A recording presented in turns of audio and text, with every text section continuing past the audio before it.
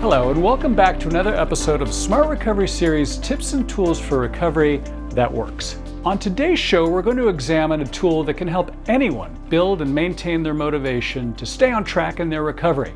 And it's called the Hierarchy of Values exercise, or HOV for short. First, let's break down what's implied by the term values. People often use the term value only in the economic sense, as in what is the monetary or material worth of something, its exchange value, or the bottom line when it comes to their bank account. The term value in the context that we're applying in this smart recovery exercise isn't about money. Rather, value is defined as the relative worth, merit, or importance of something in your life, things that money can't buy. Now focus on the word relative, as in what's important to you as an individual, because remember, everyone is different. So let's start by listing your values in order of priority. Number one might be a very common one, which is your relationship with your partner. Number two might be being a great mother or father to your kids, or a grandmother or sister or nephew. Number three could be your physical health, which is very important. And lastly, perhaps you value your career and your professional growth. Okay, so now let's step back and take a look at your list. Something is obvious right off the bat. Your addiction is nowhere to be found on that list. Moreover, by engaging in your addiction, you're essentially putting all those things that you really truly value at risk. How? Well, alcohol and drug use and gambling and other behavioral problems hurt, or in some instances destroy, your relationship with your partner. In some cases, you might lose custody of your children. Addictive substances definitely adversely affect your health. And while you may be able to keep your career on track, it might be just a matter of time before your tardiness or sick days or erratic performance leads to your dismissal.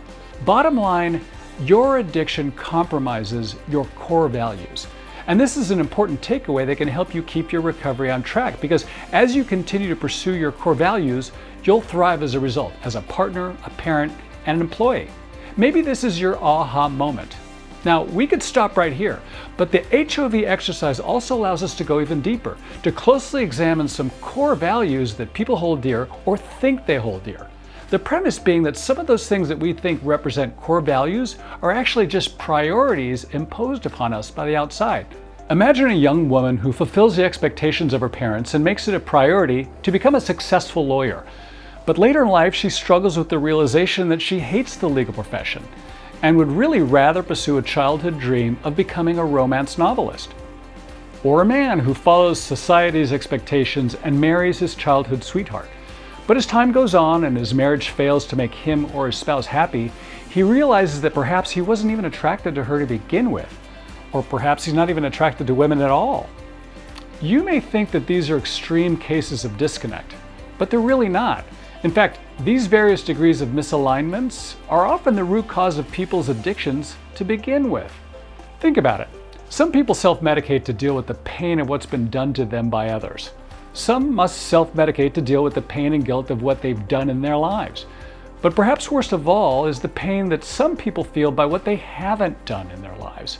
Those toxic thinking patterns collectively known as regret. Henry David Thoreau famously stated that the mass of men and women lead lives of quiet desperation, and the cause was misplaced values. Some of us feel a void in our lives and we attempt to fill that void with things like money, possessions, and all too often addictive substances that help us deal with the pain and anxiety caused by regret.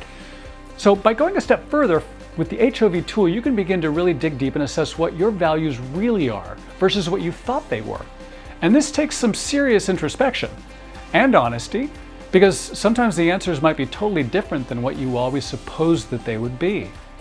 But for now, let's just keep it simple. Start with three basic questions. One, what do I want for my future? Number two, what am I currently doing to achieve that? And number three, how do I feel about what I'm currently doing? Odds are, when you were indulging in your addiction of choice, you either didn't have the time or the courage to face these questions directly. The irony being that the sooner you had faced those questions, the sooner your addiction may have been addressed to begin with. If this circular reasoning sounds familiar, it's because it is. It's a common allegory in literature and films. Quote, "The truth we seek has been within us all along, if only we had the courage to look." Hey, I hope these kinds of smart recovery exercises really help. And if you've used them, we'd love to hear from you. Drop us a line at tipsandtools@smartrecovery.org. And as always, thank you for joining us. Don't forget to like and subscribe, and stay tuned for our next episode of Smart Recovery's Tips and Tools for Recovery That Works.